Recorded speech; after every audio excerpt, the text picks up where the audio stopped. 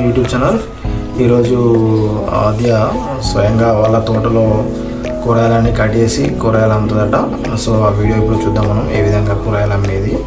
చూడండి, వాళ్ళ తోటలో బెండకాయలు అయితే ఇట్లా కట్ చేసిన చూడొచ్చు. బెండకాయలు, వంకాయలు, బీరకాయలు అవన్నీ కట్ చేసుకుంటుంది వాళ్ళ తోటలో. ఆమె స్వయంగా కట్ చేసి చూడండి ఎన్ని స్వయంగా ఇప్పుడైతే కూరగాయలు అమ్ముతుందట. చూద్దాము. మా నాన్నమ్మ కూరగాయని మొత్తం ఫ్రెష్గా కడుగుతుంది. కడిగేసి అమ్మట. చూడండి ఎంత మంచిగా కడుగుతుందో కూరగాయలు అయితే. అన్ని కూరగాయలు ఫ్రెష్గా కడిగేసి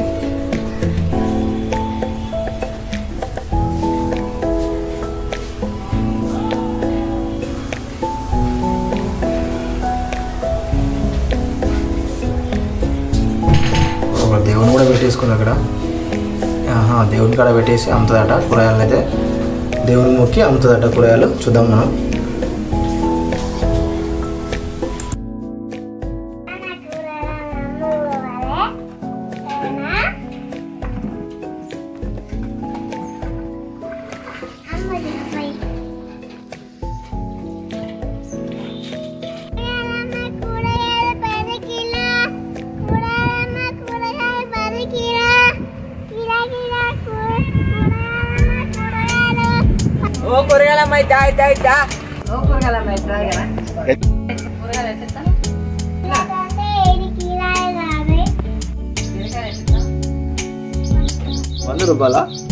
₹100 ఫిరం ఫిరం చెప్తాను. అగ్వ లేవుగా కూరగాయలు.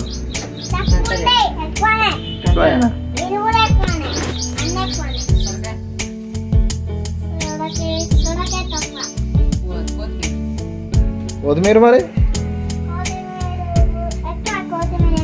ఎట్లా కట్టకి ఎట్లా కొత్తిమీర ₹20 అక్కువ ఏమో మరి. నీ బుట్టలు ఏమున్నాయి కూరగాయలు చెప్పు. అసలు ఏమేమున్నాయి బుట్టల కూరగాయలు?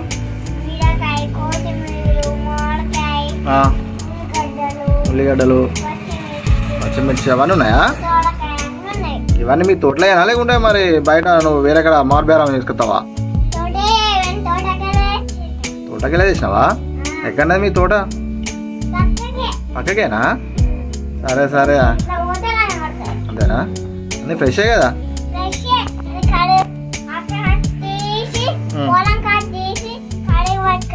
అంతేనా? మరి మందులు గిట్ల ఏం కొను?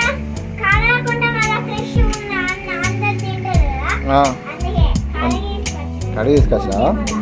మందులు అయితే ఏం కొట్టలే కదా? ఏం కొట్టలేదా? అవి ఆయనకు కూడా బాబు వెళ్తాడు.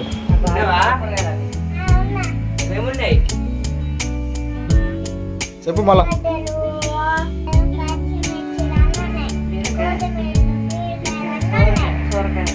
సొరకాయ కావాలి.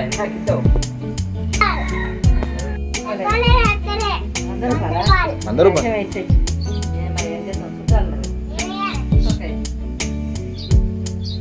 తీసుకో. ₹100 ఇవన్నీ కావాలన్నా అమ్మా. ఎందుకు ఎందుకు తీయరాదు? 200 డియర్ రాదు పాపం. బతలాడుతాడు కదా. ఇక బుట్ట ఉడితావా లేకుంటే సంచి తీసుకోమంటావా?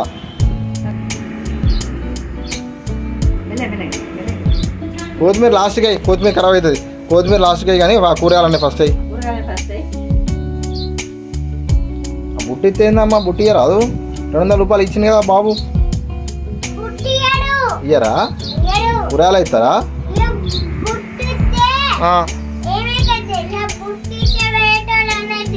తిడతారా? మీ నాన్న తిడతాడా?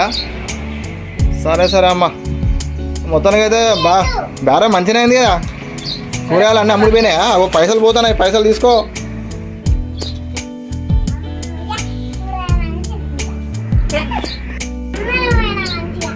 మరి ఎటు పోతావు? ఇక ఇంటికేనా? దావా చేసి రేపు వస్తావా? ఆ రుమాలు మంచిగా చుట్టుకో. మళ్ళీ రేపు వస్తావా అమ్మా? సరే, రేపు టమాటాలు పట్టుకొని రా. సరే సరే సరే. ఎబో మరి ఎబో మీ ఇంటికి పోయా.